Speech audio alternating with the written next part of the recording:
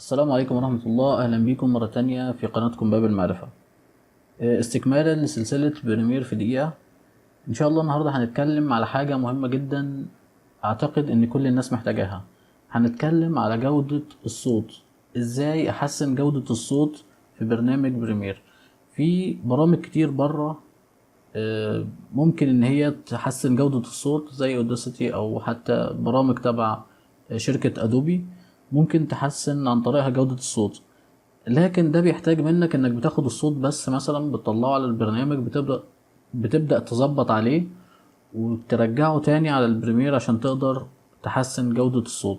هنا معانا الفيديو ده ان شاء الله هنقدر نحسن جودة الصوت من خلال برنامج البريمير بنفسه، من خلال الافكت او الافكتس الموجود الخاص بالصوت على برنامج البريمير.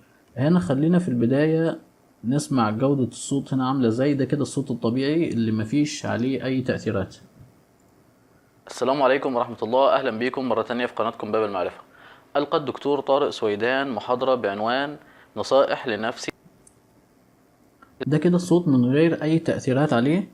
هنبدأ ان احنا نحط تأثيرين مهمين جدا على البريمير يقدروا يغيروا لنا او يقدروا يحسنوا لنا من جودة الصوت.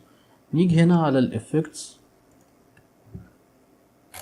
نختار من هنا اوديو افكتس، ومنها نختار تريبل. ناخد التريبل ونحطها هنا على الصوت ونبدأ نغير فيها. الافضل ان هي تكون بالسالب، كل ما بقت بالسالب كل ما بقت افضل. خلينا هنا نسمع الصوت. السلام عليكم ورحمة الله. اهلا بكم مرة تانية في قناتكم باب المعرفة. ألقى الدكتور طارق سويدان محاضرة بعنوان نصائح لنفسي لو عاد بي. اكيد حضراتكم هنا سمعتوا ان الصوت اتغير او كده. الخطوة التانية اللي هنعملها هنروح هنا هناخد حاجة اسمها الباز، برضو زي ما عملنا في تريبل بالظبط، ناخدها ونحطها على الفيديو على طول او على الصوت. هنلاحظ ان هي ظهرت معانا هنا في الافكت كنترولز. الباز الافضل ان هو يكون بالموجب، يعني كل ما بقى بالموجب كل ما بقى افضل. خلينا هنا نسمع الصوت عامل ازاي. السلام عليكم ورحمة الله. اهلا بكم مرة تانية في قناتكم باب المعرفة.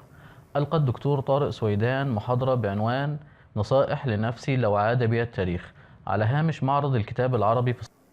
أكيد حضراتكم سمعتوا الفرق.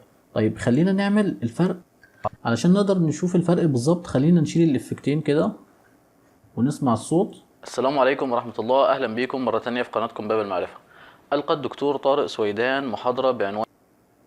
وبسرعة تاني نحط الإفكتات كده علشان خاطر نلاحظ الفرق. السلام عليكم ورحمة الله. أهلا بكم مرة تانية في قناتكم باب المعرفة. ألقى الدكتور طارق سويدان محاضرة بعنوان. أكيد في فرق كبير جدا في الصوت. هنا جودة الصوت بقت أفضل.